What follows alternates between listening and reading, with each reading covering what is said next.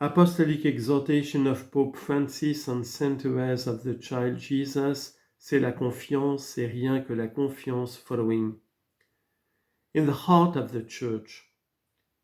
From St Therese of Avila, Therese inherited a great love for the Church and was able to plumb the depth of this. We see this in her discovery of the heart of the Church. In a lengthy prayer to Jesus written on September the 8th of 1896, the 6th anniversary of her religious profession, the saint confided to the Lord that she felt driven by an immense desire, a passion for the gospel that no vocation by itself could satisfy. And so, in seeking her place in the Church, she turned to chapters 12 and 13 of the first letter of St. Paul to the Corinthians. Then, in chapter 12, the apostle employs the metaphor of the body and its members to explain that the Church embraces a great variety of hierarchically ordered charisms. Yet, this description was not enough for Therese. She continued her search and read the hymn to charity in chapter 13. There she came upon the eminent answer to her question and wrote this memorable page.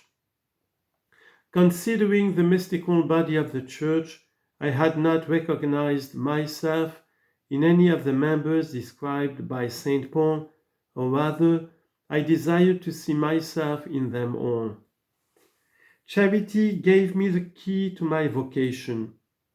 I understood that if the Church had a body composed of different members, the most necessary and most noble of all could not be lacking to it, and so I understood that the Church had a heart and that this heart was burning with love.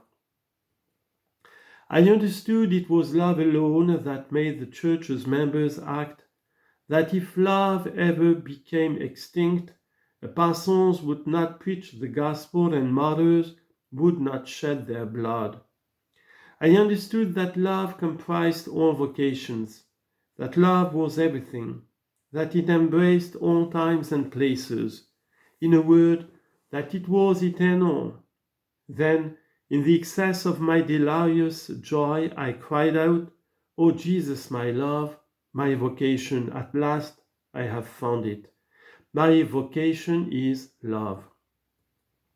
Yes, I have found my place in the Church, and it is you, O my God, who have given me this place. In the heart of the Church, my mother, I shall be love. Thus, I shall be everything, and thus my dream will be realized." This heart was not that of a triumphalistic church, but of a loving, humble, and merciful church. Therese never set herself above others, but took the lowest place together with the Son of God, who for our sake became a slave and humbled himself, becoming obedient even to death on a cross. Philippians chapter 2, verse 7-8. This discovery of the heart of the Church is also a great source of light for us today.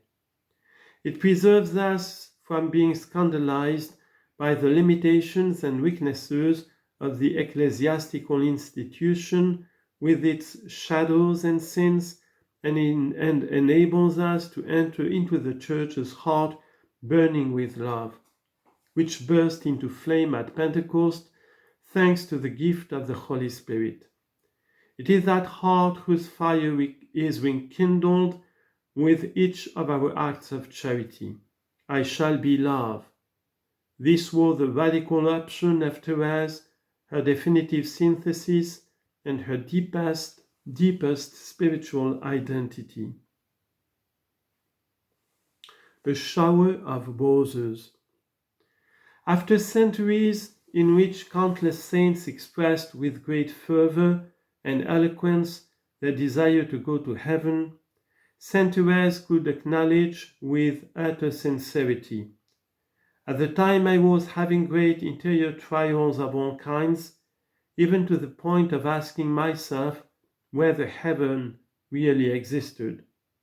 At another time she said, when I sing of the happiness of heaven and of the eternal possession of God, I feel no joy in this, for I sing simply what I want to believe. What had happened? Therese was hearing God's call to put fire into the heart of the church more than to think of her own personal happiness.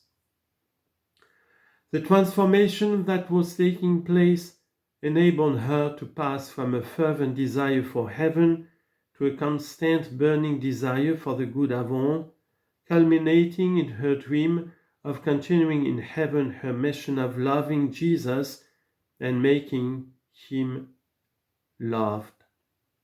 As she wrote in one of her last letters, I really count on not remaining inactive in heaven. My desire is to work still for the church and for souls.